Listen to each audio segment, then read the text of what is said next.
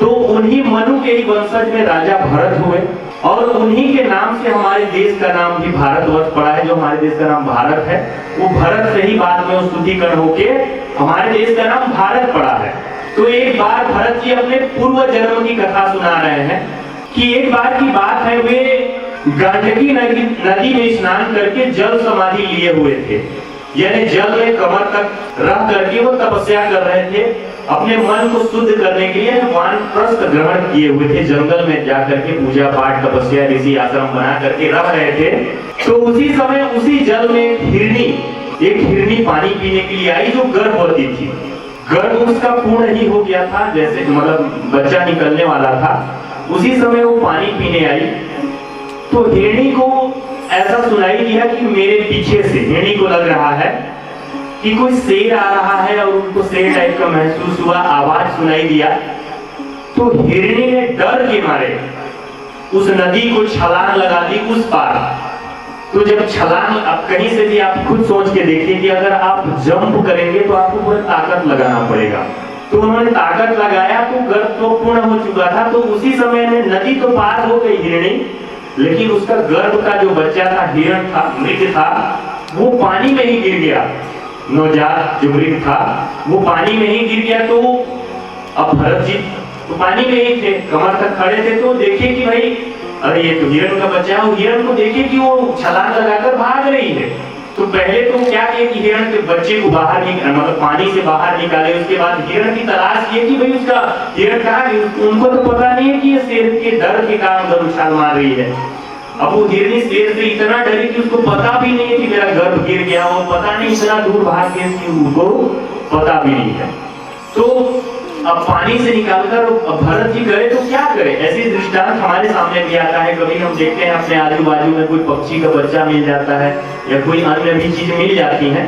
तो उसी प्रकार अब उनके, अब एक तो वन में है, अब वन में हिरण का बच्चा मिल गया तो करे तो क्या करे। अब वहां वो छोड़ भी नहीं सकते हैं क्योंकि उनकी नजरों के सामने हिरण का बच्चा मर जाए तो उनको पाप लगेगा ऐसा, क्योंकि संत व्यक्ति उनको ऐसा विचार आ रहा है। तो उन्होंने क्या किया कि उस हिरण के बच्चे को ले आए उन्होंने अपने आश्रम में। अब सोचिए कि जो बच्चा अभी जन्म लिया है, यदि आपके पास उसको कुछ भी खिलाने के लिए नहीं है तो आप उसके साथ क्या करेंगे। कोई बच्चा को तो हम कुछ भी खिला ही नहीं सकते, लेकिन वो हिरण है तो अवश्य कुछ ना कुछ वो मुलायम घास सब खोजने लगे, क्योंकि उस समय तो उसका दूध पीने का समय है। तो दूध कहाँ से लाएंगे जंगल में। तो मुलायम से मुलायम क्या है कि वो घास खोज रहे हैं उसके लिए। मुलायम से मुलायम घास खोज कर उसको खिला रहे हैं। एक दिन खिलाए, 2 दिन खिलाए, 3 दिन खिलाए। अब धीरे धीरे हिरण का क्या हुआ कि बच्चा बड़ा हो रहा है, उसकी माँ दोबारा लौट कर नहीं आई। तो हो क्या रहा है कि भरत जी तो वानप्रस्थ लिए हुए थे, यानी जंगल में जाकर अपने मन को शुद्ध करने के लिए पूजा पाठ के लिए गए हुए थे। अब भरत जी का अब ध्यान कहाँ भटक रहा है, क्योंकि पूजा के लिए उनका लक्ष्य था पूजा करना। लेकिन अब हिरण का बच्चा का उनका माइंड में डर घुस रहा है। क्या डर कि भाई मैं इसको छोड़ भी नहीं सकता, ये मेरे साथ है। अब 1 महीना का हुआ, 1 साल का हुआ, 2 साल का हुआ, धीरे धीरे उनका बच्चा बड़ा होता चला गया। अब अपने से भी घूम फिर के खा रहा है, लेकिन वही बात है। तो धीरे धीरे हिरण की देख रेख करते वो जितना उनका कर्म कांड था, करने का जो कर्म था वो सब भूल गए। यानी हिरण को अपने साथ ही कहीं लेकर नहीं जा सकते हैं। अब हिरण की भी देख रेख करना पड़ रहा है। अब जंगल में उसको कोई जानवर खा जाएगा तो उसका उल्टा सोच रहे हैं कि मेरे को ही पाप लगेगा, अब तो मैं फंस गया। तो वैसे ही करते करते उनका जीवन यानी संपूर्ण हो गया और भरत जी का मृत्यु हो गया। ये पूर्व जन्म की बात बता रहे हैं। तो भगवत भक्त थे, भगवान को मानने वाले थे, इसी कारण से।